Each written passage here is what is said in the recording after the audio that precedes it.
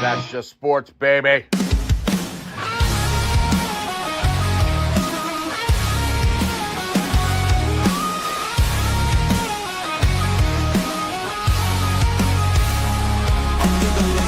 Crowd goes wild. Strawberry ice, bringing fire and style.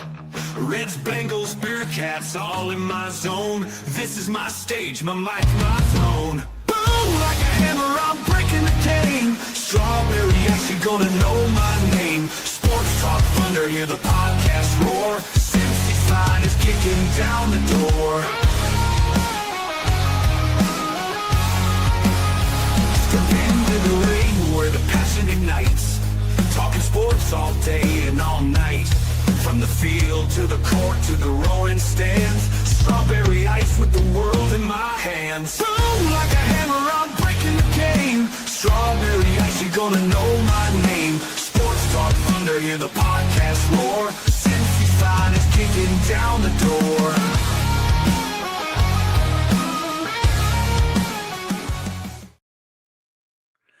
Hey guys, what's going on? Welcome to the show. This is Sports with Strawberry Ice. I'm your host, Iceman Jeff Trunapole. And as always, I'm bringing you sports from West Side point of view right here in the great city of Cincinnati, Ohio. And as always, we'll come to you live from that ice cave. All right, shout out to my sponsors. They are Priority Lawn and Landscaping for all your lawn and landscaping needs. You need your grass cut, you need your shrubbery trimmed, I don't know, you need a paper patio, you need anything. I mean anything. Landscaping requires. Think Priority Lawn and Landscaping. Also, shout out to T Properties, quality housing for quality people. Check out the website at www.tpropertiesllc.com for all your rental property management needs and your rental needs. And of course, Meyer Window, Door, and more. I got it in my house. I highly recommend you get them in yours. They're energy efficient, great looking windows, easy to clean. Meyer Window, Door, and more. The website is MeyerCincinnati.com. And also, shout out to my favorite brewery, Moorline Lager House. Get on down there, get you some delicious Moorline beer, some delicious Moorline food. And tell them I sent you. Moorline Lager House. That's right. We always have a great time down there at Moorline Lager House. Check them out. Check out Priority Lawn and Landscaping for all your lawn and landscaping needs. And when you do me a favor, tell them you heard about them from Sports with Strawberry Ice. Normally I'd say what's up to everybody in the chat, but there's nobody in the chat because we started a bit earlier. So I said this yesterday, we're going to be on at 2:30. We're going to do an hour and a half show today because everybody was so excited about what Jim said last week, the NFL draft professor. So they wanted more and more of Jim. So what's Ice do? Ice gives you more. Here's the draft professor, Jim. What's up, Jim? What's going on? They said they want more Jim, more Jim. You know, that's nice to hear. It's nice to hear. How you doing, Jeff? Good, man. Good. Just enjoying this nice sunny weather. I'm inside, but looking out in the window, out my windows, and seeing that it's nice and sunny, and actually I can see grass. Like we talked about last week, we can see grass. I see a lot more grass. It might start growing here soon. We'll see what happens. I have no snow on my yard in Mainville for the first time all year. It's a good day. That is awesome. Hopefully it'll stay like that. But I got a feeling we're not to spring yet, but we're getting close. We're getting close. That's for sure. All right. So we are doing a mock draft Wednesday today, and you got a different kind of way you want to do this, right? Some different players that maybe some Bengals fans haven't thought of, right? Yeah. So, okay, everybody likes doing mock drafts, right? We're in mock draft season. It's my favorite time of year. So on the Draft Professor Simulator, we have something called Fanatic Mode. Yep. And what Fanatic Mode is, it's a way to do consecutive mock drafts. So if you're willing to commit to doing more than one mock draft, the simulator will make sure that you can't pick the same player in those different mocks. And ultimately, it's not for the faint of heart because, for example, if you're the Cincinnati Bengals and you say, well, I want to get a safety in round 2. Yeah. Well, do you have 8 safeties that you like in round 2? Probably not. So you need to, from a mock draft standpoint, you have to know who are my targets for safety in round 1. Right. Who are my targets for safety in round 2? Maybe Dylan Thieneman, Emmanuel McNeil-Warren. And then who are my safety targets later in the draft? And using Fanatic Mode, you can do a mock draft with each of those scenarios, and you can just connect them all. Simulator won't let you pick the same player twice. Right. And like at this time of year at Draft Professor, this is what we do, right? Because a lot. You do that a lot. Yeah. So the simulator is interactive. So not only do you get to challenge yourself and do some mock drafts that you don't always get to try, but in addition to that, other fans that use the simulator are going to be mock drafting against your picks. Okay. So there's a really good chance that when we're done with this podcast, if somebody comes in and does a mock draft for a different team at Draft Professor, the Bengals will be taking the players on the simulator that we did live on this podcast. Awesome. We are setting the standard. Let's go. We are. Yeah. That's great. That's great. All right. So we'll go ahead and bring this up and we can get this thing started. Absolutely. All right. There you go. All right. Okay. So I'll let you take the floor. You explain how we're doing this here. Sure. So we're going to do Cincinnati Bengals. We're going to do a 4-round mock. Okay. But we're going to flip this button on right down here called Fanatic Mode. Yep. And we're jacking the baby up to 8. Ooh. So we're doing 8 4-round mocks for the Bengals. Okay. Right. And 40 minutes later, you're going to be like, what just happened?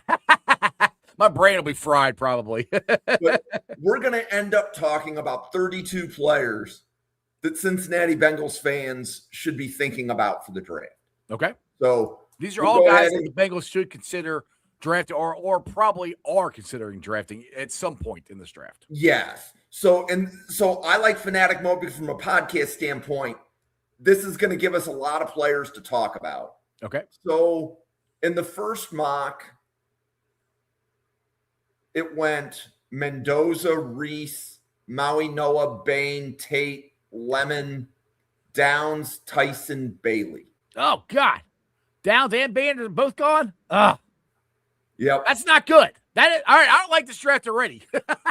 Right. And that's the idea. So, like, if the board falls like this, where Downs is off the board, Bailey is off the board, like, I would think that Peter Woods is BPA, but we should talk about Monroe Freeling or Spencer Fano at tackle. Right. I think they're going to go this high. Okay. So there's more players, but with this one, we're going to go Peter Woods. I think that's like a fail-safe option. I've seen him mock to the Bengals a lot. So Robert here says trade back. Is there a trade back option on this? When we're in Fanatic Mode, you are sticking and picking every time. All right. Sticking and picking. Gotcha. Okay. So ironically, we took Peter Woods. Lee Hunter fell to round 2. Now, that's tempting to double up. Mm-hmm. Yeah. Right. I think Lee Hunter's going to go a lot higher in the draft. Right. But he fell to us at the second. So he fell. So this would be really a decision, I think, between Emmanuel McNeil-Warren, Kamari Ramsey, and A.J. Halsey. Now, there's a lot of people that say that Ramsey is a slot or a nickel. Yeah. And what I would say is that in the USC defense, that's what he had to play. Right. He was playing slot. He's projecting to safety at the NFL level. Okay. And I'm going to say better safety prospect for a couple reasons. We have 2, like I'm picking him over Emmanuel McNeil-Warren. Really? Okay. And the reason is it's USC versus Toledo.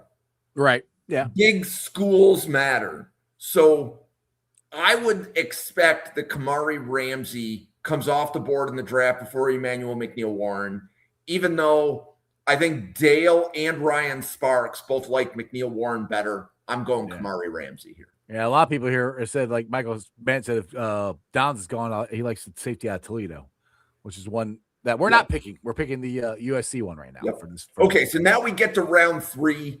And, so after Bengals address defensive line and safety, Jeff, where do you think they would go? Defensive line and safety? Well, what do we have? I guess that's the better question. What is there? Because I would think it'd be edge or maybe linebacker, because I'm thinking all defense, but it could be a slot. They could do that here too. Could be slot, depending on where, because they do need to address that. But I'm more thinking defense, to be honest. Okay, so do you like Dennis Sutton, Akis, Rodriguez, Golday? I mean, the edge board isn't looking great. Yeah. Llewellyn is here. All right. Now, how far would some of those guys drop? Can we get some of them to drop to the third, and we might be able to, or excuse me, the fourth to get them? And yeah, so we could, Jay Sean Barham is here in the third. That's somebody that others like in this range. So do you have any thoughts on whether you like the edge or the linebacker here better? Trying to see the. Sorry, I'm trying to see the screen. Let's see here. I'm probably. This is so tough. I want to say my heart wants to say edge, but I'm thinking linebacker. Now, Robert here says Cole Wisniewski. Thank you. Late out of Tech. What's your thoughts on? Is he even there? Oh, he's definitely there. I probably wouldn't touch Wisniewski until round 6 or 7. Okay. All right. So let's go. If you're asking my opinion, these guys might draft. Some of these guys might drop to the next round. Let's go with the linebacker. Okay. I'd go Golday over Rodriguez. Okay. Take athletic ability over. Hey, I'm a Bearcat. I'll take Jake all day long. I'm a Bearcat, so I'm taking Jake. So I think Golday is going to end up going higher. We did a mock earlier in the week where somebody actually took Golday in round 1. Oh, really? So I think Golday is going to go a lot higher than round 3. We'll see what happens in the combine here. See if he does good there. That should boost his numbers up some. Okay, so Peter Woods, Kamari Ramsey, Jake Golday. Jeff, what would you like to do in round 4? Let's see here. So we went linebacker last one. We went safety. We went interior line. Let's see what do we got slot. What is that? That's another one I have on my mind here. I see. There's edges. Let me see. Okay, Tucker. So, all right. So slot corners. Traydon Stukes from Arizona. Yeah. Malik Muhammad from Texas. Let's go back to the edges again. Let me look at this top one. This top Preston two. Hodge from Colorado. So there's definitely some good slot options in round 4. Okay. Let's see here. So Kamara, Llewellyn are here. Yeah. Chuck Thompson says he has Curry out of Ohio State. Is he there or is he gone? He's right here. Okay, so there let's he do is. Caden Curry out of Ohio State. Let's go with that. There we go. Okay. We'll bring the chat into this as well. Yep. We'll pick this one. We'll go with Curry. I'm just going to drop a note into the chat for later in the podcast to show you the power of the battle station. Yep. Okay. Yeah, and actually looking for offensive lineman next time is a good suggestion. Was that Roberto? That was Robert. Yeah, Robert. Yep. Okay, so we just finished the first mock. Mm-hmm. The simulator immediately starts a second mock. Okay. But here's what it did. Damn, Cam Downs got a kid. Peter Woods got sniped 7 picks before the Bengals. Downs and Bailey are also off the board. What do? And Jeff, this is why we do fanatic mode on podcasts, because this we want sucks. the reaction that you just gave. I don't like this at all. Like, holy crap. Okay. I gotta bring the microphone closer because my screen is over here, my camera's over here, so that's why I'm trying to walk here. So just to give the audience an idea, like Carnell Tate is here. Yeah. Right. The simulator's gonna do God. That'd be hard weird things to snipe the guys you like. Oh God. How do you have him on this offense? Yeah, no kidding. So and Carnell Tate would only be high. He'd only be displayed on the screen if Bengals fans picked him. Right. So everybody here has been mock drafted to the Bengals at least once. Right. That's how they get. Oh, Sonny Styles is there. Sonny Styles is there too. That's a good one. Yeah. So man, this is where I would say 10 feels too early for Caleb Banks. 10 feels too early for Lee Hunter. Not by much.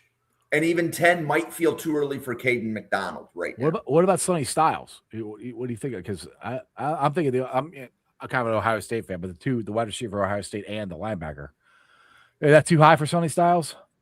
It's not too high. So what Dale and Ryan Sparks have told me is that the Bengals have invested day 2 picks at linebacker. That's why I don't know if they take him or not. I don't even know if they take a linebacker. Right. Right. So even if the board fell like this, as much as the fans would like Sonny Styles, the Bengals draft history suggests he wouldn't be the pick. I could totally see them taking the wide receiver. I could totally see them doing that. So,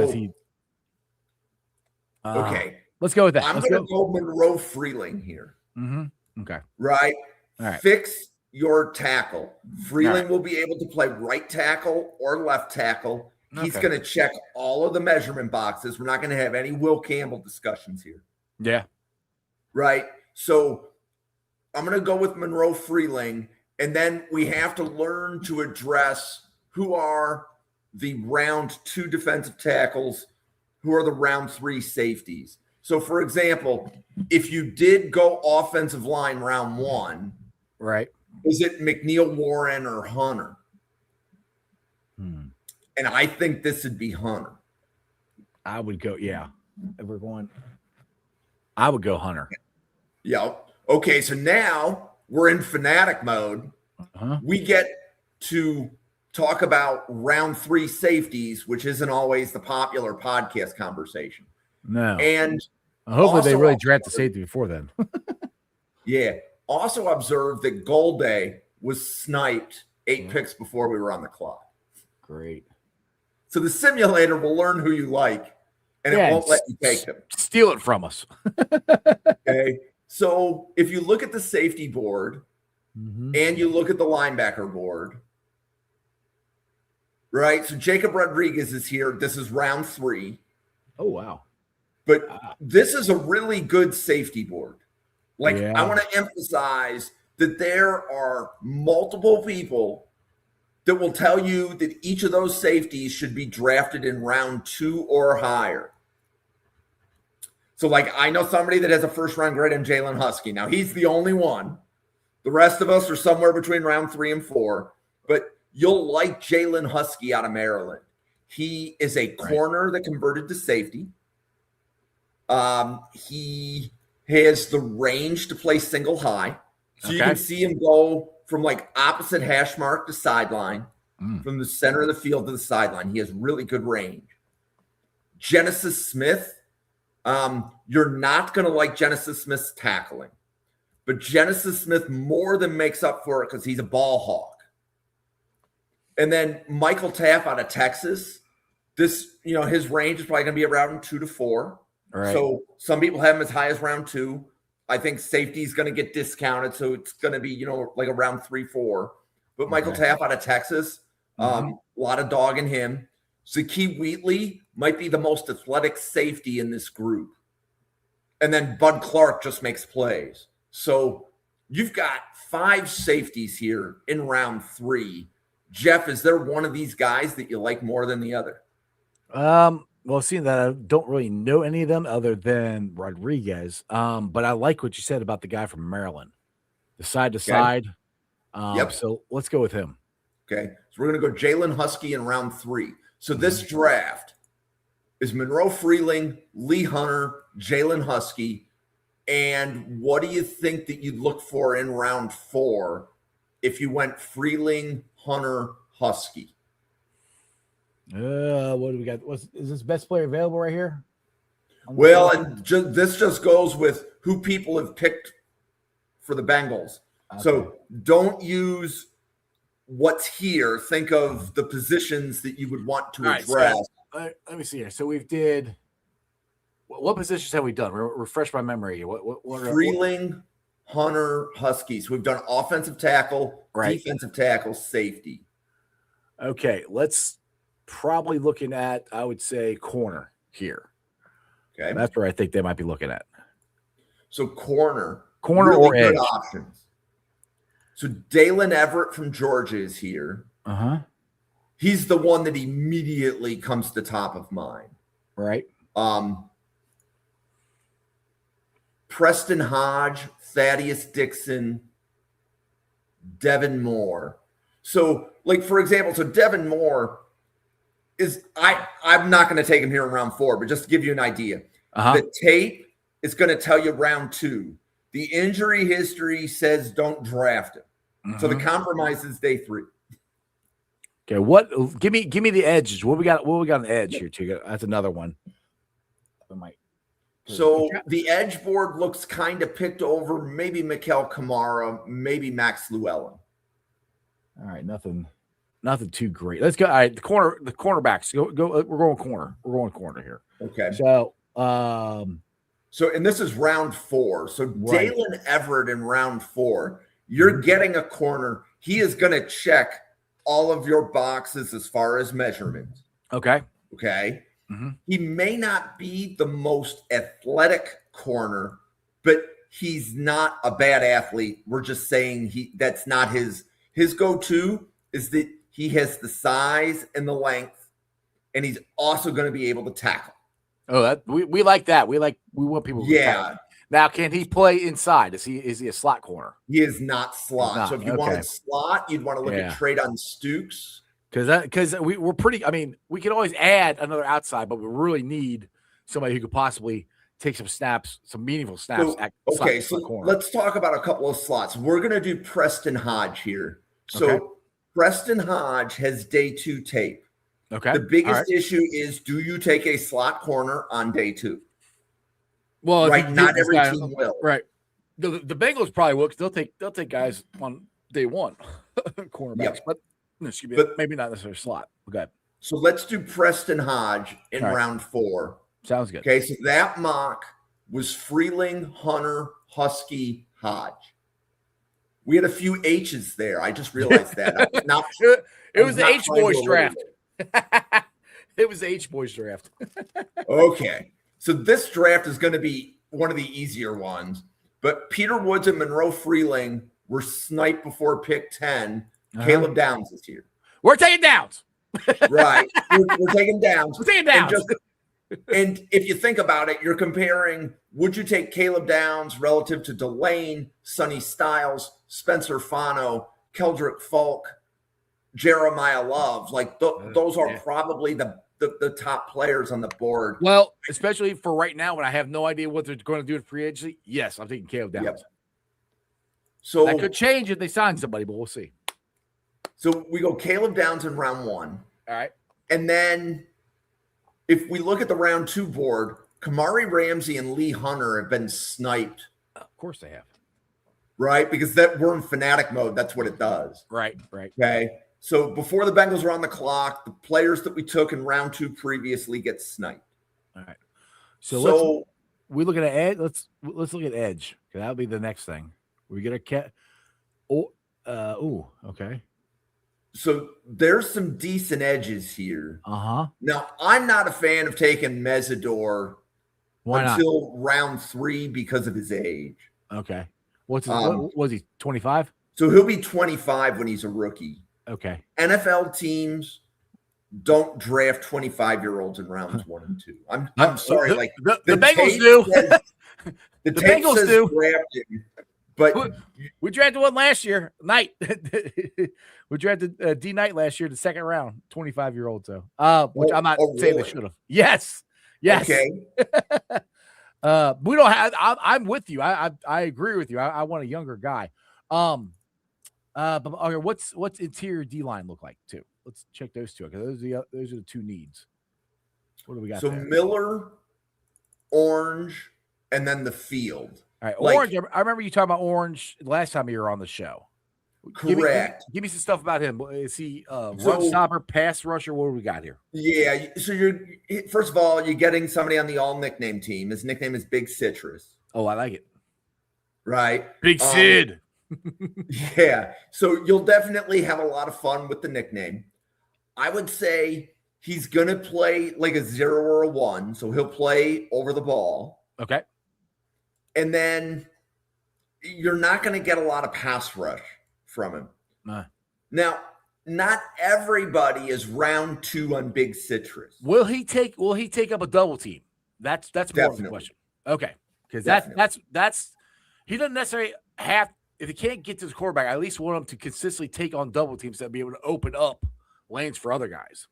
Yeah. So if I'm handicapping this board, Yes, please for do. me, there's a couple of players. I'm looking at Miller or R. Mason Thomas. Those are the top 2, right? You take Caleb Downs in round 1. Mhm. Lee Hunter's off the board. Right. I'm thinking Kristen Miller, R. Mason Thomas. like if we look at the linebacker board, Trotter's here, but I don't know that you again spend another day 2 pick on a linebacker when you've done that right before, right? No. So there are good linebackers here. I just don't think they're in the discussion. All right. Well, I'm gonna give this pick to a Christopher here. He says Miller, so let's go with Miller. Kristen Miller. There you go.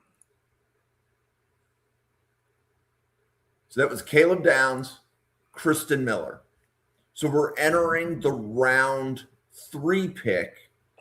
We haven't looked at a a round 3 offensive line board. So let's go ahead and take a look at this. All right, let's check that out. Okay.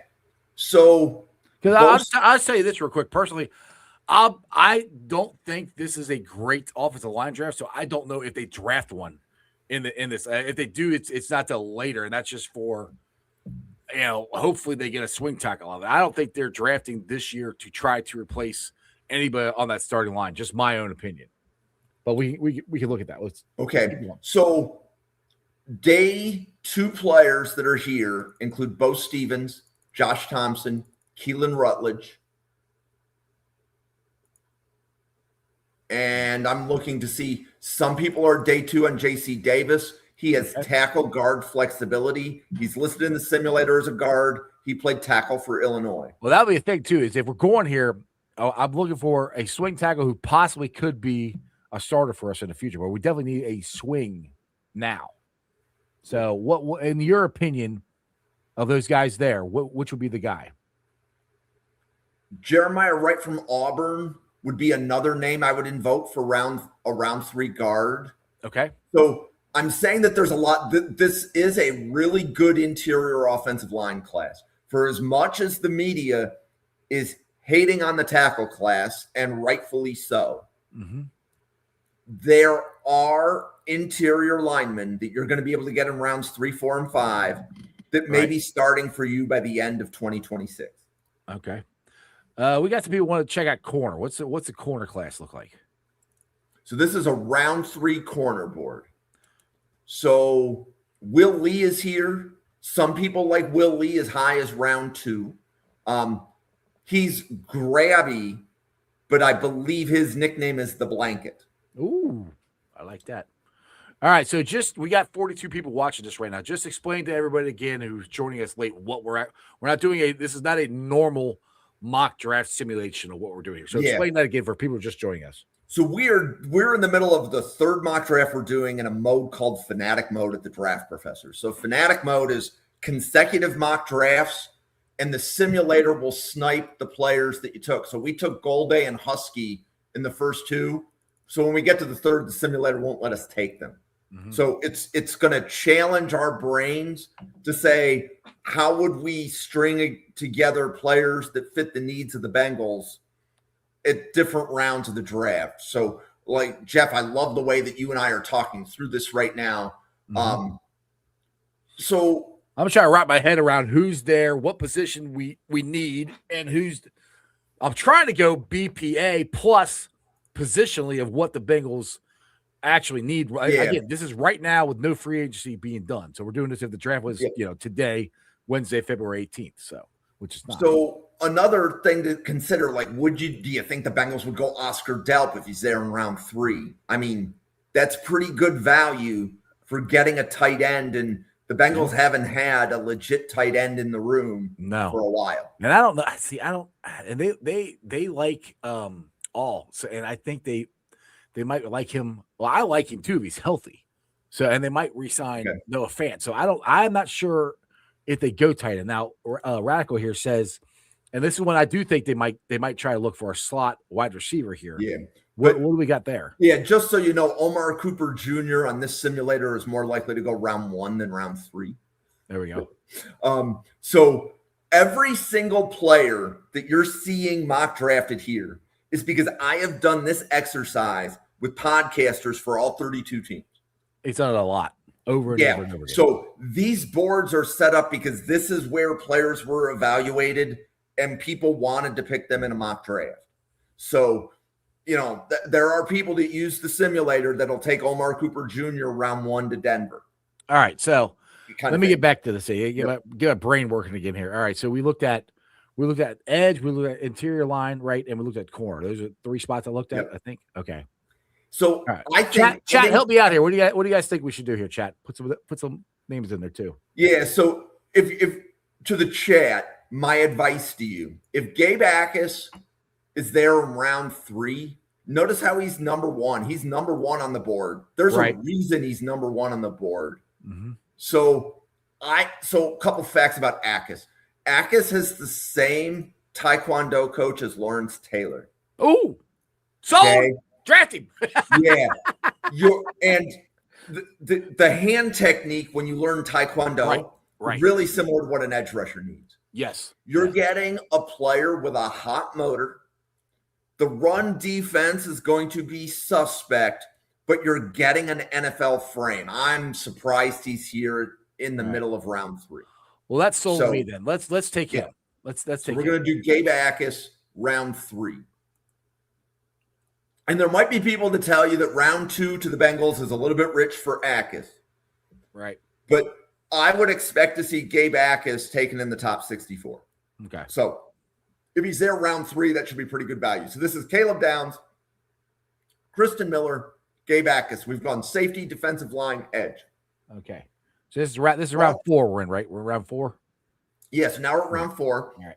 Caden Curry, Preston Hodge, sniped before the Bengals were on the clock. Okay. Let's see here. So if we look, like Brennan Thompson's here round 4, you can see Zakee Wheatley, Grayson Holton.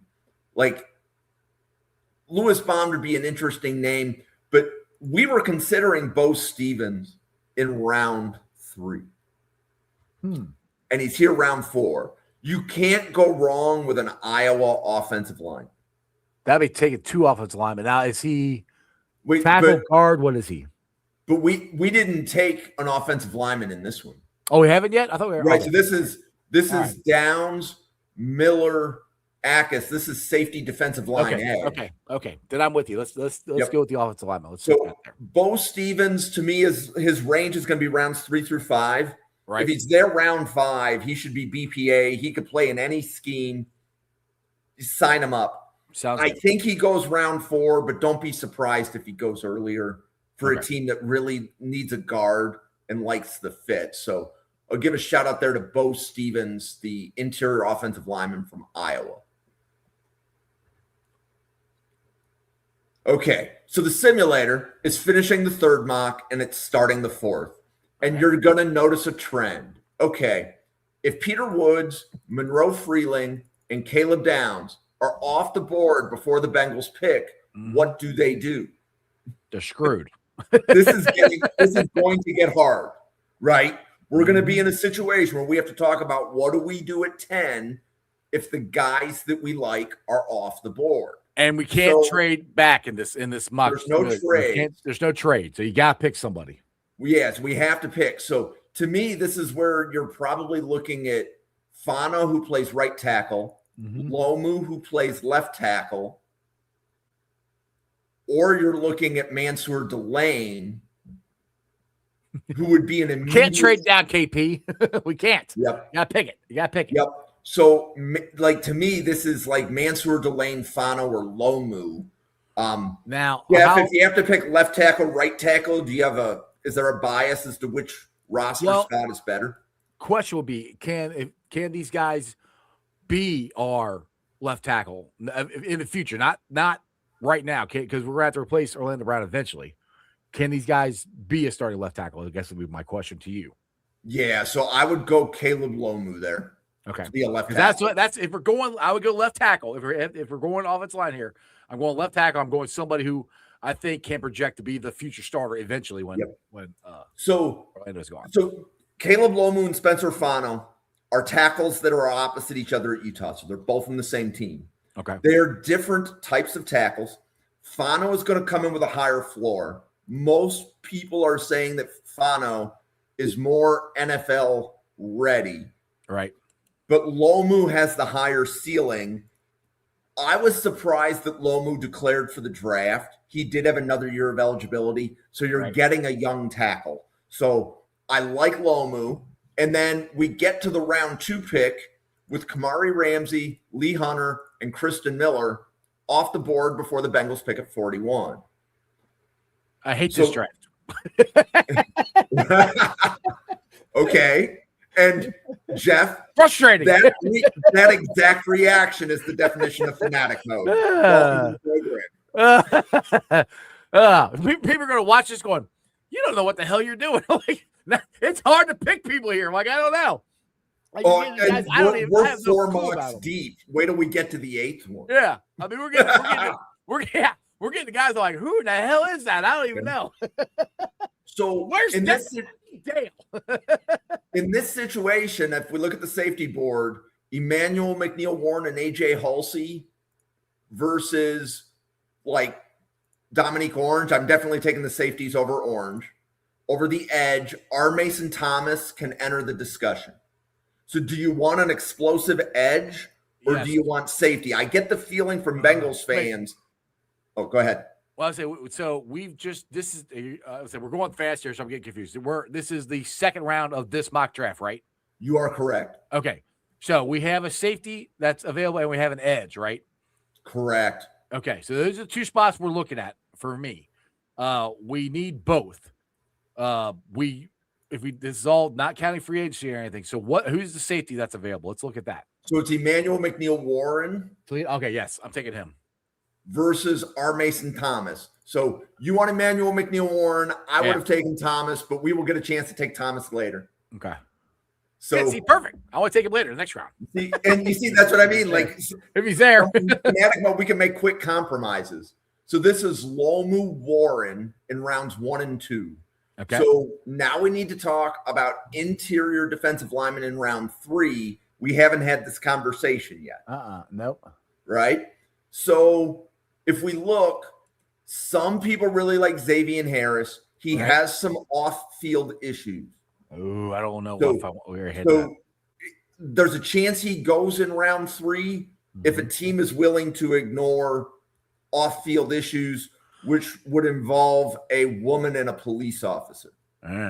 Right. Has he had multiple ones? I'm trying to keep the program child friendly. Yeah. I guess is that his only one? Has he had multiple No, problems? there's more than one. Okay. There's more than one. Then excuse me, I'm staying away from it then. Okay. We need guys that we can count on. Zane Duran is a defensive lineman to mention in this space, like in this round. I don't think he would go to the Bengals because everything that I hear from Bengals people is you want somebody that you can put over the ball, over the nose, and absorb a double team. Yes, exactly. Zane Durant's the opposite of that. Then no. So Durant's like 280 pounds, lightning quick first step. But he's not going to eat double teams for you. So if I'm looking here, maybe it's Corleone or Jackson, but I'm going to wait on the defensive tackle. We've done Lomu. You're getting my heart. You're getting my heart there with Corleone. That's my Bearcat there. But and I don't think I would take Corleone in round 3. Well, you were also saying the issue. Well, you were also saying last time he's gained a lot of weight. So and he has gained a little bit of weight. There are medical red flags that are bright red. Yeah, it's his blood clots and stuff he had at USD. So I know. Yeah. I'm not going to invest a round 3 pick in him. So I'm going to look at the edge board. All right, let's go ahead. And I want to talk about Jayshawn Barham from Michigan as an edge in round 3. Okay. So Barham started at Maryland, transferred to Michigan. He was recruited as an edge. Michigan moved him to a stack middle linebacker. Then Michigan moved him back to edge. So the advantage of Barham is that you're going to get some position flexibility. He will be able to be an edge, but if you needed him to move off the ball, off the line of scrimmage, you have some depth that you can play around with. That sounds good. I would say he's going to be an NFL, like I think the scouting report would say, he's going to be an NFL starter, but he's not going to be an all-pro. Yeah, so if you just want a good football player in round 3, you can do a lot worse than Jayshawn Barham. I like good football players. That's good. And then now we're in round 4, and this is where I would do Dante Corleone. Yep. Sold. Then let's do it because Right. I love The Godfather, so I'm down with Okay. that. So that mock was Lomu, McNeil Warren, Barham, Corleone. Mm-hmm. Okay. Yes. Now You're making my brain hurt. Okay.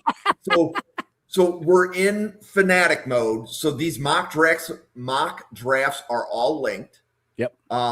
So in this one, Woods, Freeling, Downs, Lomu are all sniped. So who's left? Would you take Francis Maui Noah if he's there? Well, that wouldn't be bad. You want a Pro Bowl? You want a Pro Bowl guard? Yeah. Yep. So Yeah. I'm going to do Maui Noah here. Yeah, might as well. Right. And how often do we get to do the Francis Maui Noah to the Bengals mock? Yeah, never. Because Jeff, it's on the Strawberry Ice podcast. You've got it right here. they ain't taking a guard at 10. But let's do it. So he might play right tackle, but he's probably going to be a guard. So then in round 2, Ramsey, Hunter, Miller, McNeil, Warren are all sniped. So the defensive linemen that you would take and the safeties that you would take are off the board. You took Maui Noah in round 1. All right, so at this point with this draft here, well, the way we're doing is, to me, you would have to go BPA on everything because everybody you're going to want is gone, or everybody you need is gone. So I would just go BPA for the rest of it. What's the best player available? So I think we need to have an R. Mason Thomas discussion. Okay. So R. Mason Thomas, an edge from Oklahoma. Yeah. So he's slightly undersized, right? I believe he's 240 pounds. Okay. But highly explosive. So elite first step. And yeah, just like the person in the chat said, yeah, you're going to want R. Mason Thomas on the field on 3rd down. So I think he's a steal at 41. I think he's going to go a lot higher. All right. NFL teams love explosive players like this. So right. I'm with KP. R. Mason Thomas is probably going to blow up the combine. Let's go.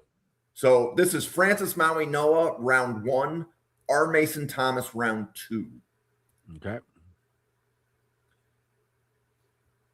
And again, if everybody's watching, this is a fanatical draft. So it's taking all the players that you actually want and getting rid of them. And you can't pick them. And you can't trade back or trade out. You got to pick somebody. It's very frustrating. Golday, Husky, Akis, Barham, all off the board before the Bengals pick in round 3. Who we got? So if I look and you want a nickel, and we also haven't taken a safety here. So if we look, we're talking about Keontae Scott versus the safeties. The advantage of Keontae Scott is that some scouting reports project him to safety. Okay. Now, he is an older prospect, but at the same time, if you watched any of the college football playoffs, this is a big-time player that shows up in the biggest games of the year. And in round 3, I will take the older prospect, especially because he fits 2 needs for the Bengals. Mm-hmm. Whether you put him at safety or you put him at nickel, you're good. Good. Yep. I'm sold. Take him. Right. Sounds good. Keontae Scott in round 3. Hey, can you send this to the Bengals so they can go through this too? And If you watch the beginning of the podcast, I showed everybody where the button was. Yeah. But I will show everybody again when we finish. Yes, you can do this at home. And everybody send this to the Bengals. So you send them to the draft professor and let them practice on these mock drafts like this so they can figure it out. Okay. So then Francis Maui Noah, offensive tackle, R. Mason Thomas, edge, Keontae Scott, corner. We haven't talked about too many day 3 defensive linemen, but we do need to have a Tim Keenan to Cincinnati conversation. Okay. If you want a fire hydrant on day 3 to put in the middle of the defense. Yeah, I like that. Tim Keenan from Alabama, right there. Get a big old plug right in the middle. Yes. So that's I like that mock. Francis Maui Noah, R. Mason Thomas, Keontae Scott, Tim Keenan. It may not be your favorite safeties, but those are really good players in that mock. Right. Okay. Now we're at the 6th of the 8 that we committed to do, Jeff. Yep. So Woods, Freeling, Downs, Lomu, Maui Noah, all sniped before the Bengals are on the clock. Dude. What do they do? Leave the draft and throw their hands up and say, screw it. All right. What we got here? Okay. So I'm going to go with another offensive tackle. And because the Bengals' need is at left tackle, we need to talk about Max. So this is they're right now, February 18th, their need is right guard because they have not re-signed Dalton Reiser. So that's their legit need right now today. So okay, so if we were going to talk guard, Vega. Okay, so Vega might be the second best offensive line prospect in the draft behind Maui Noah. Kind of thing. So we'll do Vega Ione from Penn State in round 1. Okay. I'm here for it. And I'll get to talk about Max in another one, I think. Probably. So 10 might be a little rich for Vega, but there's teams that are picking 15th that are taking him in mocks. Right. So he's going to be true first-round grade. He's probably going to be one of, like, if somebody says they only have 15 first-round grades, I can almost assure you that Vega is one of them. Okay. Right. Okay, so we do Vega in round 1. In round 2, you will see that Ramsey, Hunter, Miller, McNeil Warren, R. Mason Thomas have all been sniped before the Bengals are on the clock. This is where things might get a little bit difficult. So what do you mean get? It's already been difficult. So Jim. So if we look at edge, like I'm looking, is there an edge I would take in round 2 here? Zion Young, come to Cincinnati. Okay. So there are people with a first-round grade on Zion Young at Draft Professors. Okay. There are people that are take him late round 3. So there's evals on him that are all over the place, but you're getting a prototypical edge. So what I mean by that is you're getting the guy that's 6'4", 6'5", 260 pounds. So we're building through the trenches in this one. We got an offensive lineman and we got an edge. Trenches. Vega Zion Young, that's a pretty good draft to begin with. So notice that Dominique Orange fell to round 3. This is where I would take him. Yeah. Okay. So 41 might be a little bit rich, but if he falls to round 3, very good value. So that's a defensive tackle that you can put over the ball. He's going to be able to eat up a double team. I like it. And I like him in round 3. So you're saying the juice is worth the squeeze with Orange. The juice is worth the squeeze. And Zion Young and Big Citrus in the same draft is pretty good. Big Citrus. I like it. Okay. So now we haven't addressed defensive back or safety. Yeah. And now we're looking at a round 4 safety board. Bud Clark, TCU. So it's between Bud Clark and Zakee Wheatley. Wheatley is the more athletic. Yeah. And Bud Clark is a ball hawk. Yeah. Can we just combine them both and make them one player? And there are people, we've actually done podcasts where we did that. We call them Frankenstein. Where we take traits of different draft prospects and combine them together. Hey, Chris wants the Bengals. Christopher wants the Bengals to hire you as GM. I'd be for that. I'm honored. I'll bring all of my draft professor friends with me. All right, and that means that we would be bigger than the Bengals scouting department. I know. That's sad. That's sad but true. Okay, let's get back to this. All right, so the Bengals drafted Shamar Stewart. Right. If I were to tell you that Zakee Wheatley is the Shamar Stewart of safeties.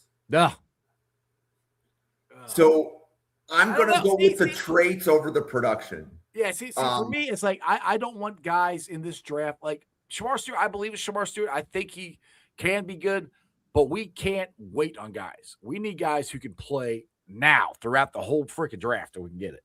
So, yeah, I'm with you. We're going with Bud Clark. Okay. You talked me into Bud Clark. I would have taken Wheatley. All right. I'm the type of person where I say I bet on the ceiling. Well, I'm just because you said it when you said he's Shamar Stewart. Shamar Stewart, and like, we waited for how long for Miles Murphy? And I love Miles Murphy, but we waited so long to get to this point. We don't have time right now. If we want to win now, we got to have guys who can play now. You know what I'm saying? And make an impact now. That's where I'm at on this. No, I understand. So it's just we've had too many. We got enough projects, and Okay. you know. So we are starting the 7th of the 8 mock drafts that we committed to. So we've got this one and one more to do. And who'd they steal from me now? So they stolen Peter Woods, Monroe Freeling, Caleb Downs, Caleb Lomu, Francis Maui Noah, Viga Ione. Now, hang on a second. One second. I want to address this comment here. Because Ty says you're much more optimistic than I am, or I have no faith in Stewart. The only reason I am optimistic is because I saw him in training camp. He's explosive. He's fast. He's quick.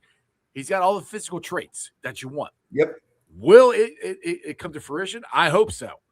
The traits are there for Stewart. That's the thing, is from what I've seen with my own eyes, they're there. He just didn't play last year. And you can't get any better at football if you don't play. So I said that about Miles Murphy. Miles Murphy, he had all the physical traits you want.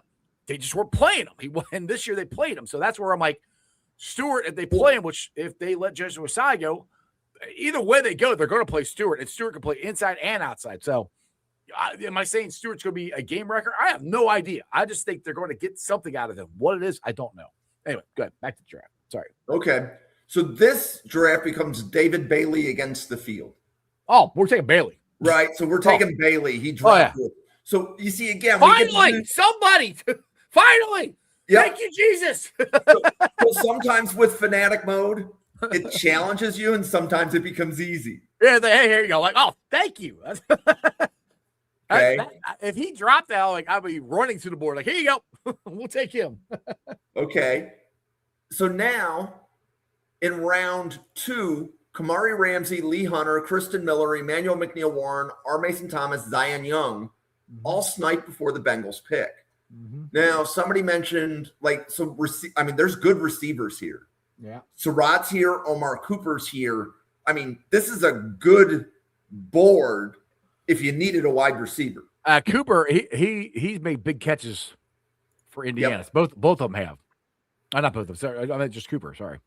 So Chase Besantis and Jennings Dunker are interior linemen that a lot of people like. So Jerry Ostrowski, a retired NFL offensive lineman, when he podcasted with Draft Professor, Chase Besantis was his favorite offensive lineman of that episode. And he said, that's an immediate starter. So really? That would be like, for me, this is Besantis versus the field. Would I take? If he's saying that, then I'll trust what he knows more than what I know. So I'm going to take him. And then my second favorite here would actually be Max, because with Max, you could get a lineman. Right. Max is from, I believe it's Nigeria. He's only played football for about 4 or 5 years. Okay. So there's some development that has to happen. Mm-hmm. But if I were to tell you that he has the best tape against David Bailey of any offensive lineman in college football, there's a reason we're talking about him this high. Right. The flashes are there. He just needs to play more football. Right. And that goes, well, with it being offensive line, that one, if we sign Reiser, we can. That's one part which it's crazy to say this as a Bengals fan. We could take a chance on an offensive lineman that can develop, because if we sign Dalton Reiser, we don't need him right away. So that would be one. That's interesting there. But then, not that I don't trust what you're saying, but if you have an offensive lineman, a former NFL offensive lineman, saying the things you said about the other guy, I want to lean toward more that probably. Okay. So we're going to go chase. I think it's good, Jim. I love you. You're great. I appreciate that. So we did David Bailey, Chase Besantis in this one in rounds 1 and 2. Yep. So in round 3, we would either need to look for more defensive tackles, but there's probably not going to be any more. Like Darrell Jackson. Well, okay, let's talk about him. He's here. He's close to the top. Yeah. So Darrell Jackson Jr., 6'5", 325 pounds. monster explosiveness, Yeah. but there's no pass rush. Oh, Right? You're getting a space eater. So the question is, do you value that in round 3 or do you not like it until round 4? I don't like it till round 4 because we haven't. If we can address, if there's somebody in here that is a pass rusher that can put pressure on the quarterback, we have not addressed that yet. Yep. So if we look, like, we've also been targeting safeties, and we haven't taken a safety in this mock. Nope. We can look at that So too. if you take David Bailey and Chase Basantis in rounds 1 and 2, you should become familiar with Genesis Smith. So, Genesis I know Smith, that name. safety. Yeah. So safety from Arizona. Mm-hmm. He is very skillful at baiting quarterbacks. You can tell he studies film.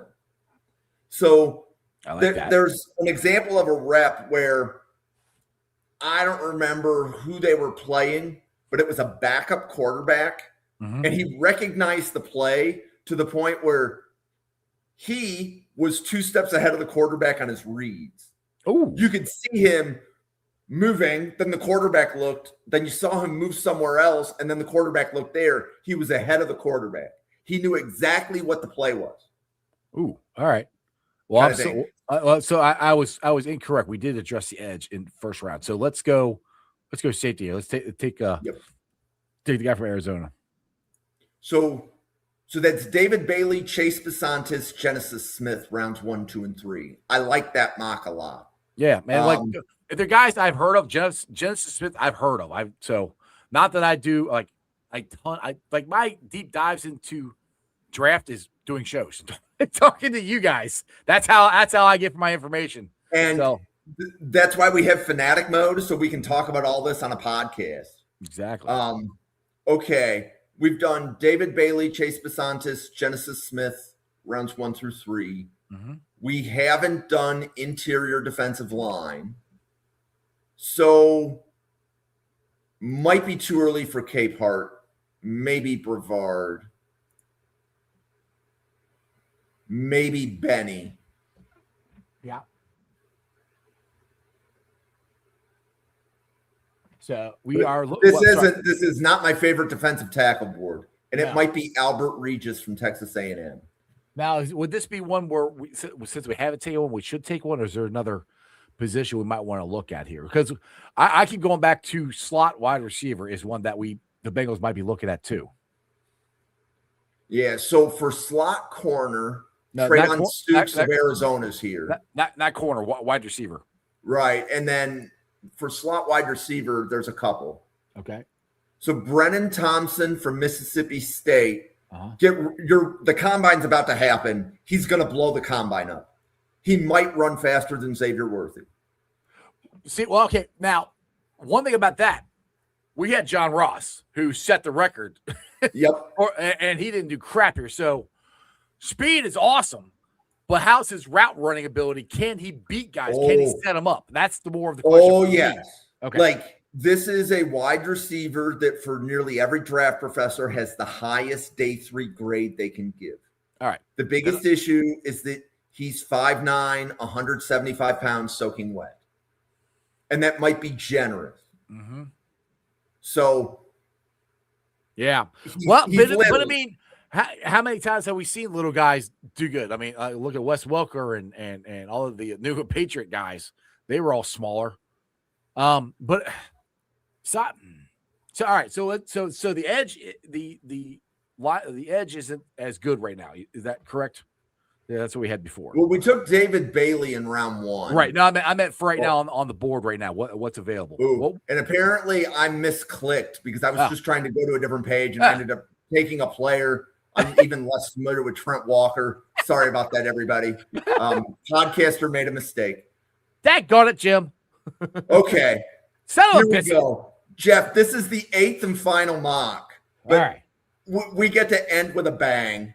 So in this one, Peter Woods, Monroe Freeling, Caleb Downs, Caleb Lomu, Francis Maui Noah, Viga Ione, David Bailey are off the board. But guess who just dropped to the Cincinnati Bengals? Yeah. We're taking Bane. Yeah. Yeah. Yep. Okay. So we're cooking with gas here. That's what I'm talking about, baby. Let's go. So, John, you're the old man from Michigan. What part of Michigan are you in? I used to live in West Bloomfield. Yeah. We got Bain in what round? 5th? So this is the 8th and final one. We got Ruben Bain in round 1. He fell to pick 10. Oh, Okay. we're starting another one. Oh, my bad. I got you. Yes, we're taking Bain. All right. See, you're confusing me. We're doing too many here. I've heard that before. I got you. So we're in round 1. Might be too many. I got you. Okay. So we do Ruben Bain. Hell yeah. So the question would be, do you like AJ Halsey in round 2? So this is a 210 or 215 pound safety. Okay. If he hits you, you're going to know it. And he's going to play closer to the line of scrimmage. Now, when he hits you, does he tackle you? Yes. Okay. So Genesis Smith and AJ Halsey are the opposite players. Okay. Genesis Smith has like a 20% missed tackle rate all 3 years in college. Okay. So, but he's a ball hawk. Right. Halsey you're going to be able to put him closer to the line of scrimmage, use him in the box as an extra linebacker. Can he cover tight ends? He will be able to cover tight ends in the short zone. Sold. We'll take him. If he can cover tight ends and tackle, yep, I'll take him. Okay. So this mock is Ruben Bain, AJ Halsey. Mm-hmm.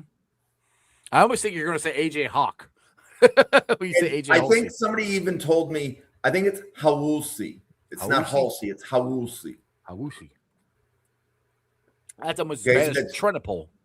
Ruben Bain, AJ Hawulsi, and then if we look like eliminate positions of need, Daryl Jackson Jr. is at a position of need, and this is within the range to take him in round 3, in my opinion. Yeah, I'm with you on that one. I know who he is, so yes. Okay, so let's go Daryl Jackson Jr., and then we have to go and have a legitimate conversation about slot receivers because I fat fingered the last one.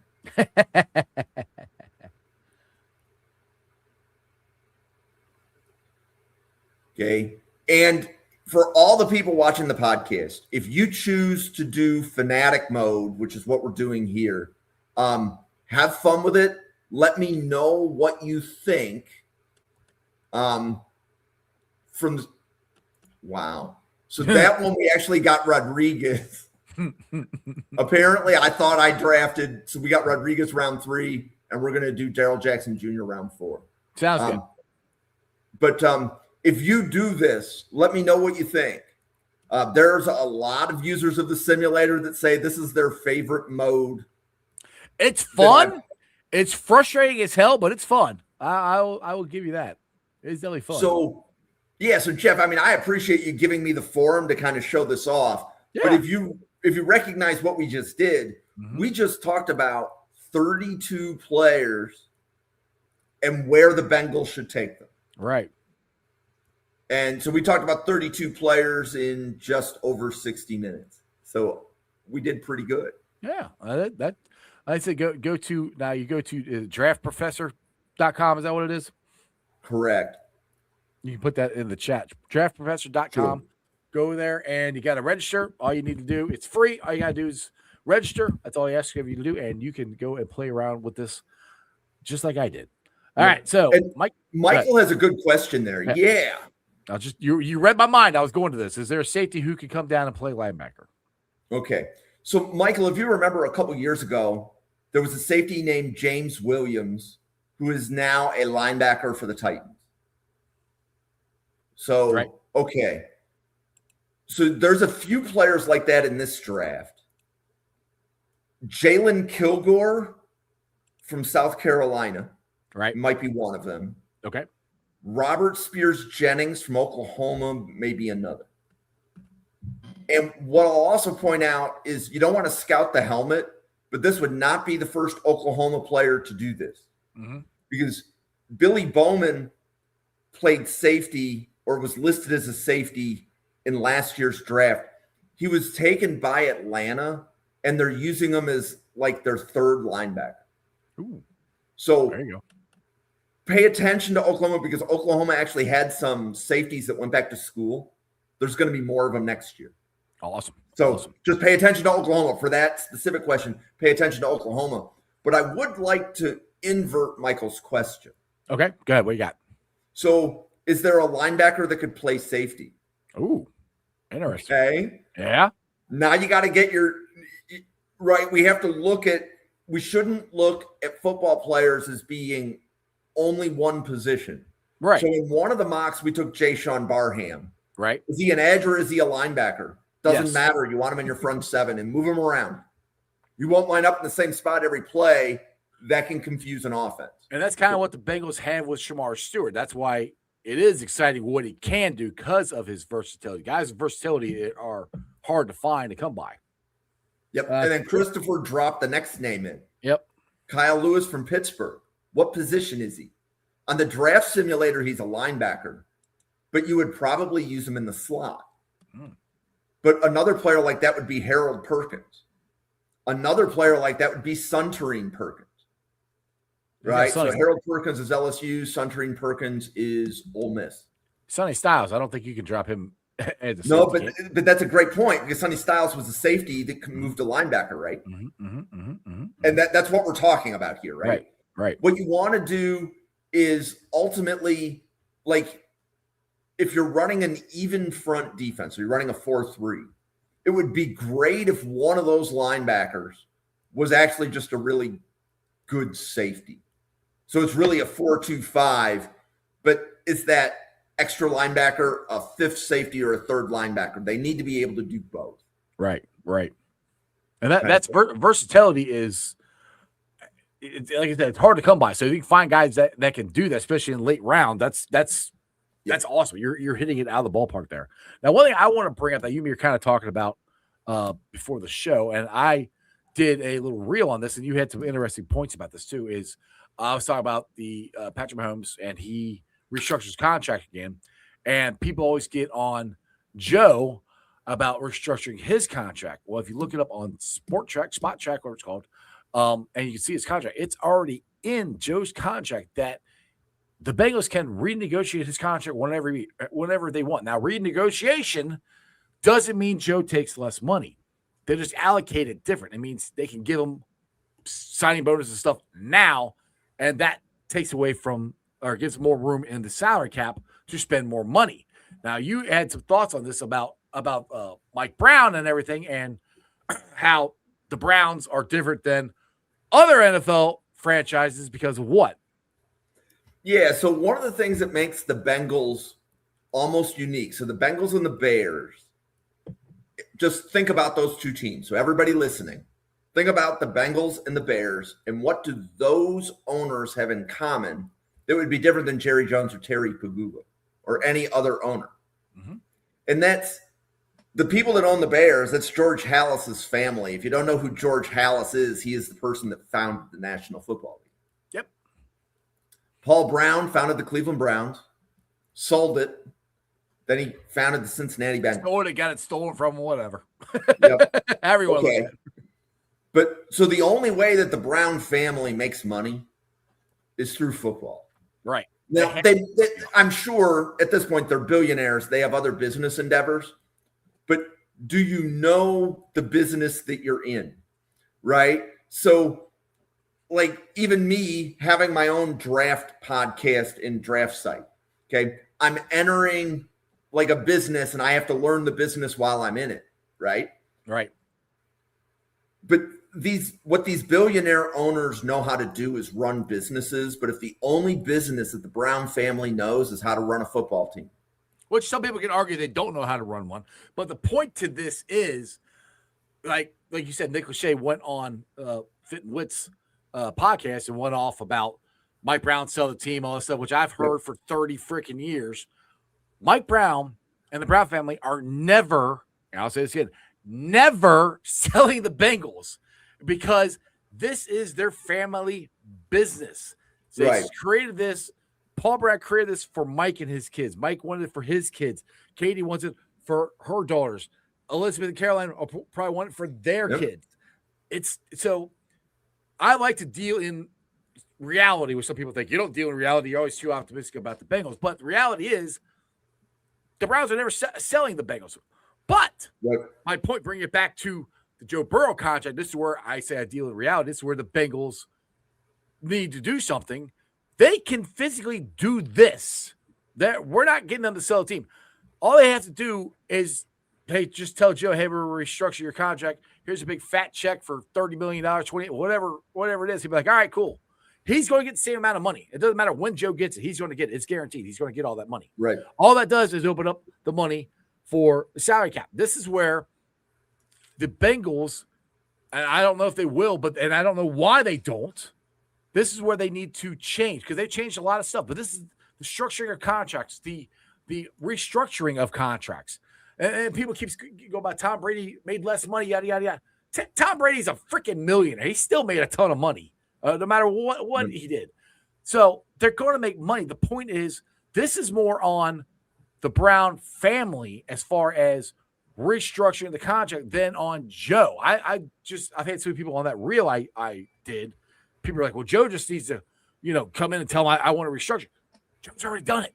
He's already done it. And it's built into the contract. So yes. Like Jeff, you and I were talking, it's not a renegotiation. No. So like I'm an engineer by day, I'm a numbers guy, right? Mm-hmm. But basically, if you think about it this way, if a player's salary is $30 million for the season, all $30 million will be against the 2026 salary cap if they're paid a salary.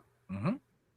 But if they take $20 million of that 30 and they convert it to a signing bonus, that basically means I'm going to hand you a check for $20 million as opposed to paying you $30 million divided by 17 game checks. They're making the same amount of money. The difference is it's a cash payment up front. So what that happens to that $20 million is that if there were 3 more years on the contract, the cap hits on that contract just went up by $6.3 million for the next 3 years. Yeah.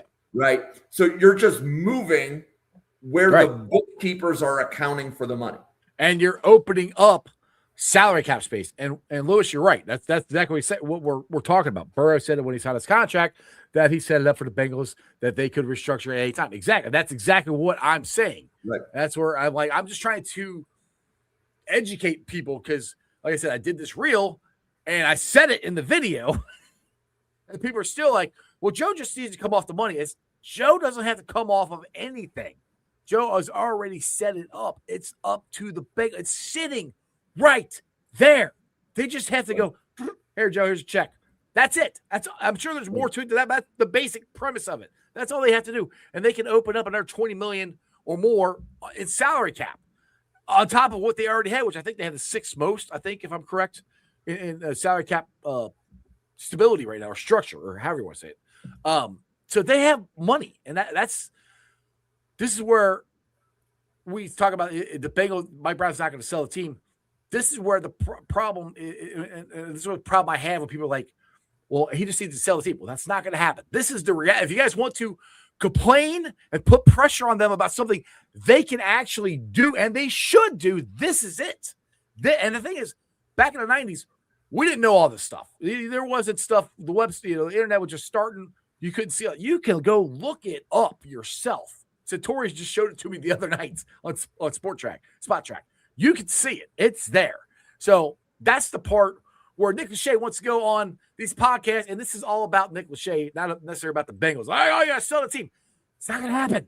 It's like, if you really want change, complain about that. Complain about go get the money that Joe has already let you have. Like you said, Joe's still getting his money. It's just opening up more money for the Bengals to go spend to fix this team. That's what we all want. So that's kind of like my whole rant about is forget about Mike Brown doing this. Do the stuff that the Bengals can do within the structure of the contracts that they already have signed. That's all I'm saying.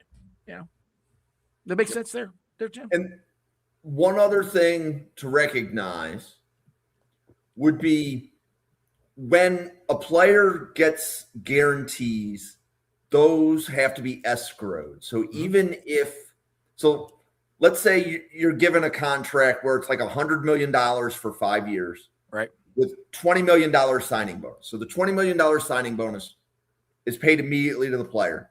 The rest of that $80 million, how much of it is guaranteed? And if it's guaranteed, it has to be put into escrow. Mm-hmm. That means the player doesn't get it. Right. But it's already left the owner's checkbook. Yeah, it's gone. And exactly. This is where you will notice, I think with Cincinnati specifically, is why they don't hand out all those big contracts, is that the Brown family doesn't want the money to leave their account and go into escrow. Which is, I understand, but I don't. It's still leaving anyway. It doesn't matter if it's there or if it's there.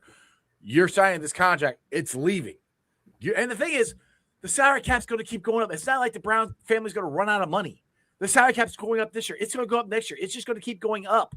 All the NFL is doing is printing money. That's why the Browns are freaking billionaires. Mike Brown, a couple years ago, was voted as the richest man in Ohio because he owns the Bengals. And I know Paul here says well, maybe Katie will run it one day.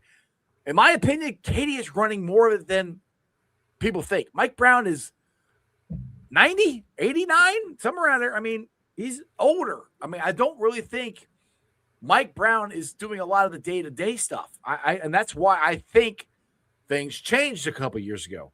Katie and Elizabeth and Caroline came in to help with their mom. And that's why I do think things changed. And that's where I think things can change. They just need to change now. Again, this is stuff that the Bengals should do. And they did do it in this contract. Just go get the money. Just do it. Exercise this clause that you have in Joe Burrow's contract. That's all I'm asking. It shouldn't be that hard to do. Christopher said, I read an article that said between Joe and Jamar, they can free up to $40 million this year, giving us $90 million in cap room. I don't know the exact numbers because T's contract isn't as they structured that one terrible, but Jamar's is pretty good. But I know what Joe's is. I saw that one the other night. So either way, if they were to structure and get $20 million free from Joe, again, Joe gets the money, but it just frees up the salary cap space. You can go fix this defense pretty easily, I think. And it looks like Jim is working. I can see the eyes turning. It's just responding to messages. I was good. I was good. I thought you were looking something up. Like you had some cool stuff you're gonna have me bring up or something. Oh, a little bit, but yeah, I'm good. Good. All right, that's good. All right. So, anything else you want to throw out there for Bengals fans, a draft player or something for them to think about before we? Well, we're a week before the combine. We're about 9 weeks before the draft. Mm-hmm.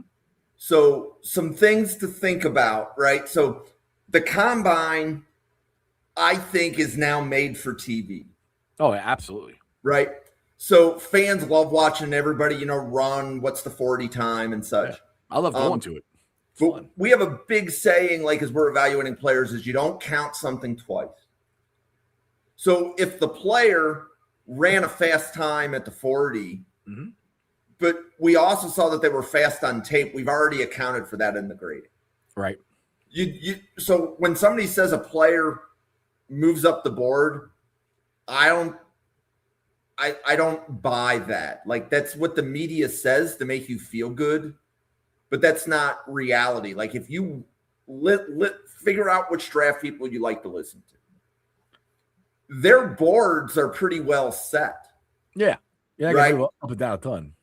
Now, there's a couple, right? So Ted Hurst, there's a question because he's a wide receiver and from Georgia State. So I said, well, what's he going to run in the 40? And most of the people said he's going to run 4.45.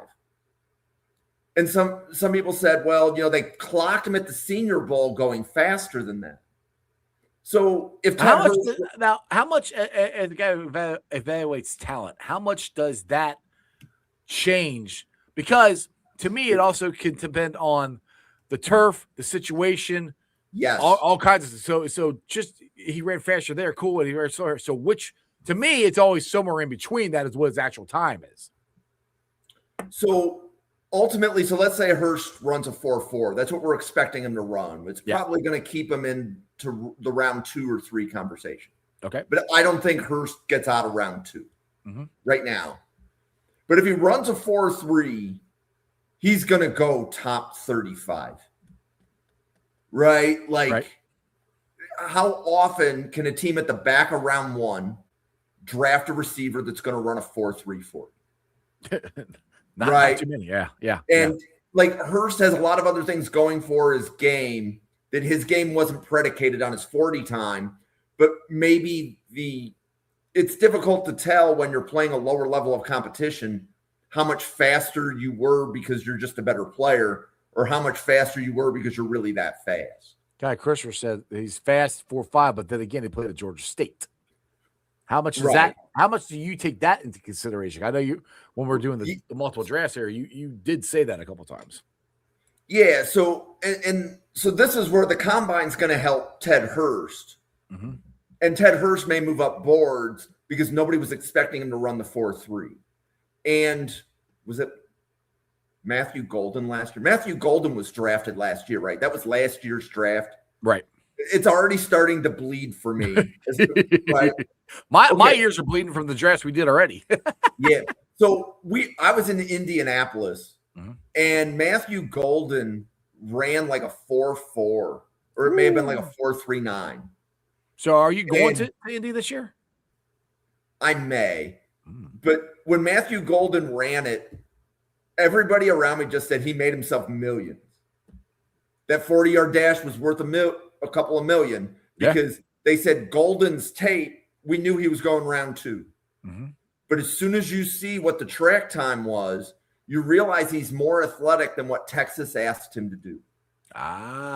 That's okay. That makes sense to me. Because it's the same issue with Shamar Stewart, right? Mm-hmm. You see an athletic specimen, but what did Texas A&M ask him to do? Yeah, it wasn't get sacks. It was get pressure, just not sacks. Right. And there's plenty of players where their coaches don't use them right. And why do half of them play for South Carolina? And the other half play for Clemson. Right? That coaching thing? So it's a thing. It's that an NFL coach isn't necessarily going to use the player the same way. They're just looking for which parts of their game can translate to how that coach would believe that they're going to be used. I think that's why Zachariah Branch is probably going to go higher than most people on the internet have him graded. Okay. Like Daniel Jeremiah and Mel Kiper are a lot higher than Zachariah Branch than I am, Dale is, Ryan Sparks is, etc. Mm-hmm. Right? We see the speed, but that if you look at how Georgia used him, like he wouldn't be able to be used that way with Cincinnati. They have T. Higgins, they have Jamar Chase. Right. So you need a real route runner. You're not going to scheme up touches for a slot receiver when you have Jamar Chase and T. Higgins and you want them to run real routes and let Joe Burrow make the decision, not scheme up the touch and take the decision out of Joe Burrow's hands. Right. Lewis here has got a question. South Carolina, Nick Harbor stayed, right? Correct. Okay. There you go. So when you have went to the combine, were you actually on the field watching them? You can't get on the field. Yeah, you're on the stands. Yeah. But if you have a chance, like especially because we're close to Cincinnati. Oh, yeah. I've went. It's free. Yeah, it's awesome. There's very few things in life that are free. Attending the combine is free. Yeah, if I don't even think I paid for parking. I don't think I did. I'm trying to remember because we didn't get to go last year, and I doesn't sound like I'm going to get anybody get to go with me this year. I'll be watching on TV, but we went 2 years ago, and yeah, I know I didn't pay for anything for the ticket. I don't think I paid for parking either. I think it's all. I think it's all free. You just got to go, but you do have to have a ticket. You have to go to your NFL One app and download a ticket there. And sometimes they scan it, sometimes they don't. And the cool thing is you bring your earbuds. They have a frequency in there. You can tune in and you can hear the guys on the NFL Network, which I think is even more interesting because you hear what you hear on TV, but you're actually seeing it on the field, and you can get pretty close. I mean, you're up in the stands, but it's pretty close. You could run into Katie and Troy if you want to. You can yell at them because they're walking around. And last year when I went to the combine, so I was there sitting in the stands about 10 rows up. And I'm messaging all the draft professors about whether or not they liked that time or that event or that score or whatever. I'm like, well, I could have done this from my living room. Yeah, that's the right. thing. Yeah. Like, okay, it was nice being there. I've checked that off the box. Yeah. But like from a professional networking standpoint, you get to meet a lot of content creators. Yeah. The thing is too, I heard you, it was, I don't know who you contact, but it's fairly easily to get credentials there. I haven't got them yet, but that's what I've heard. We'll see. Maybe someday I'll get it here. Christopher says, question for Jim. What would you actually like to see the players perform at the combine? So is there a different drill, or is there just one drill you actually really like watching them do? What I would love, I see that the eye raise there on the interviews. I would rather sit in on the interviews. Right now, there are some drills that are statistically relevant.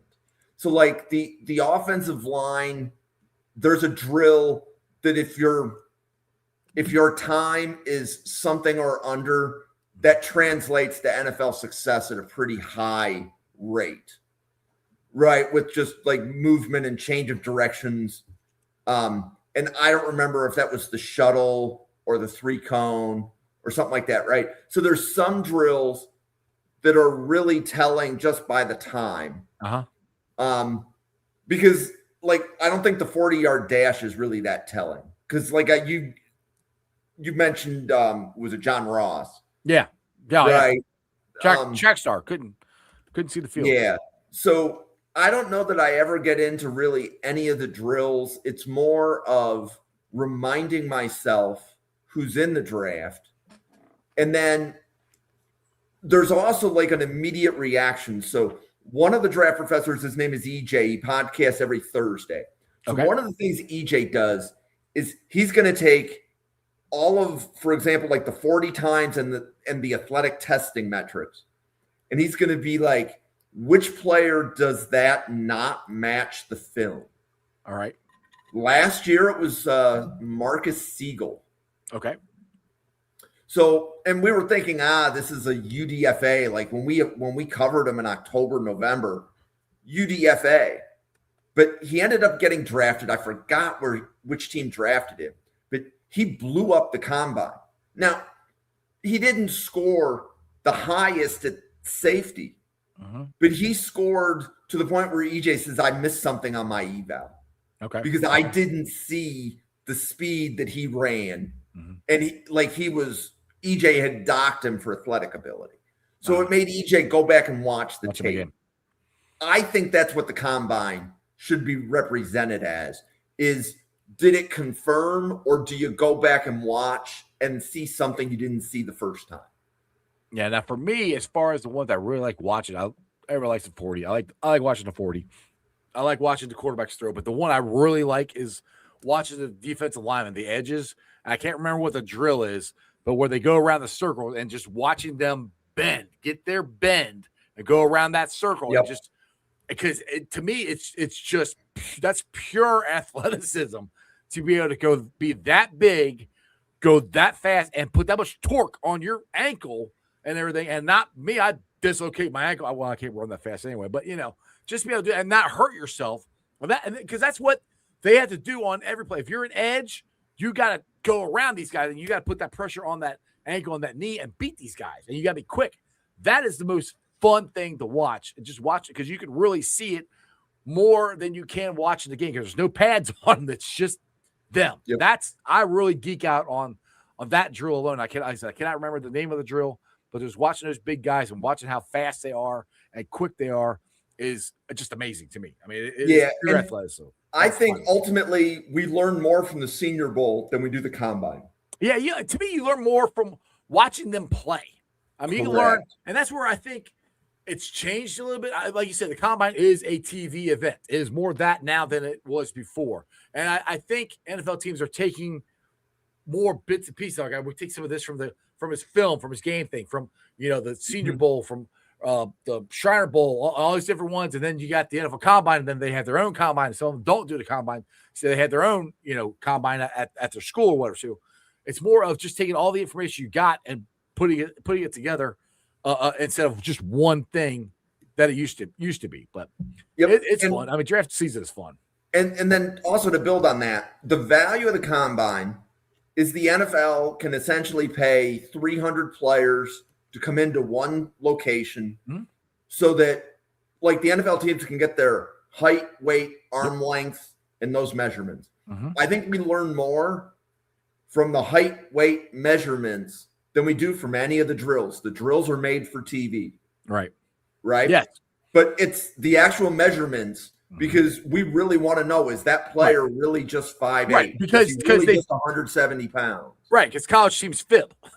Yeah. Like you said you were 6 foot, you're 5'9". What are you talking about? You know, Exactly. and that is a big difference. And like you said, the other thing is the to me, because you can talk, you can do Zoom calls like this, you can talk on the phone to us, but the face-to-face interaction with the kid when, hey, this is your biggest job interview of your life. How do you handle this pressure? Because it's just going to get, the pressure is just going to get bigger if you have a long NFL career. So having that interaction with the kid, I think, is a big one too. With that being said, we did it. An hour and 30 minutes of nonstop draft talk. Jim, you are the man. Do me a favor and plug some stuff here before I let you go. Yeah, so my name's Jim. You can follow me at NFL Draft Fanatic. No, I am Fanatic. So that's the Draft Professor Twitter page. What you get from Draft Professor is daily content on the NFL draft. So we podcast at 7 p.m. and 9 p.m. Eastern every weeknight. We have 2 shows on Saturday mornings. We have 2 shows on Sunday mornings. We've just started a Sunday night show as well. I am surrounded by really good people at the Draft Professor. You will know some of them being Bengals fans. Parker Blake has podcasted with me. Ryan Sparks is either in the chat or on the podcast nearly every night. Dale podcasted with me all summer.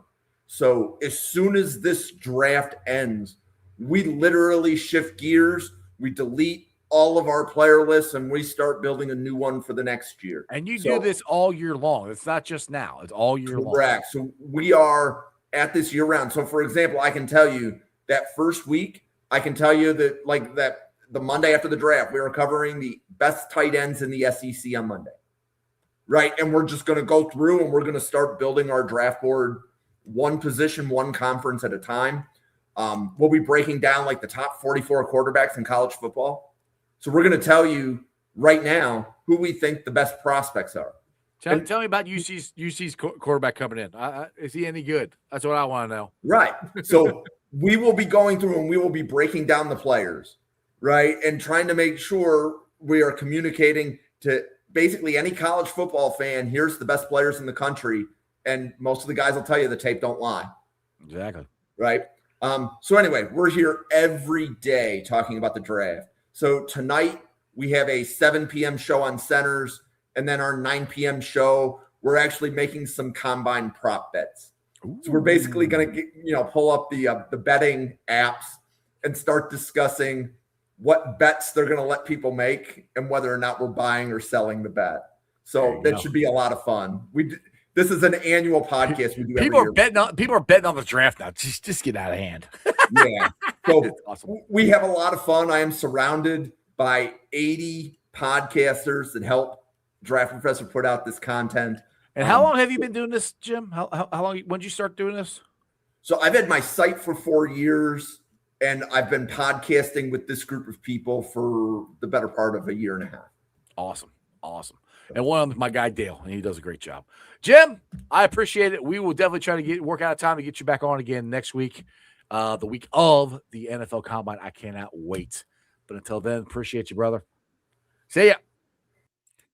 All right, guys. Hope you enjoyed that as much as I did. Go check out Jim at the NFL Draft Fanatic or NFL Draft. I get it right. DraftProfessor.com. It's in the chat. You guys can go find it in there. And like I said, you can go do these crazy fanatical mock drafts I just did. It's a lot of fun. It's stressful. It'll irritate the crap out of you because it'll take away people that you want. And then what do you do? Which is what happens sometimes when you're doing an NFL draft. If you're literally doing the draft, there's people you want, everybody on the board you want is gone. What do you do? And with this draft process that Jim has, you can't trade out. So It's a lot of fun. I highly, highly recommend you guys go check it out. All right, shout out to my sponsors. They are Priority Lawn and Landscaping for all your lawn and landscaping needs. You need your grass cut, you need your shrubbery trimmed, I don't know, you need a paper patio, you need anything. I mean anything. Landscaping required. Think Priority Lawn and Landscaping.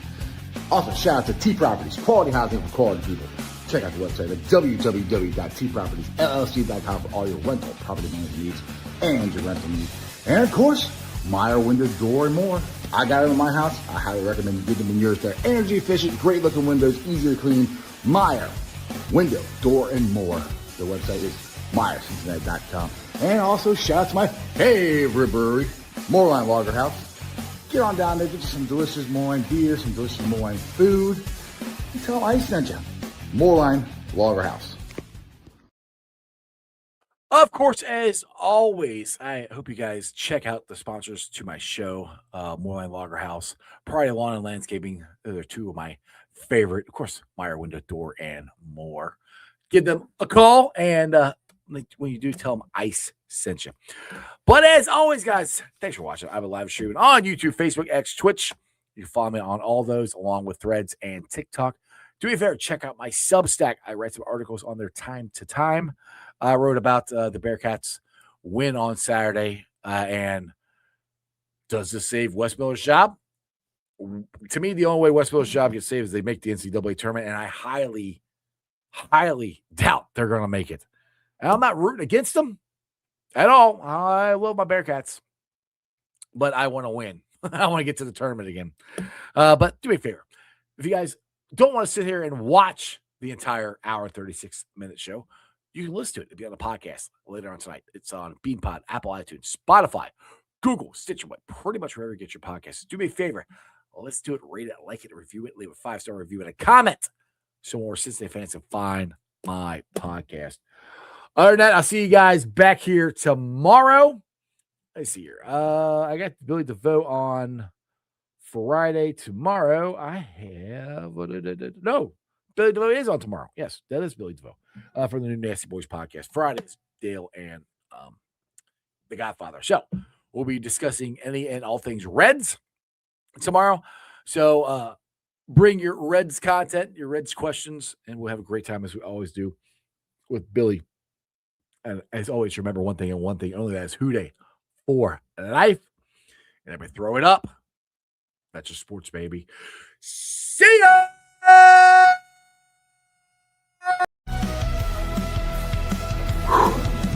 Another great show. You guys still here?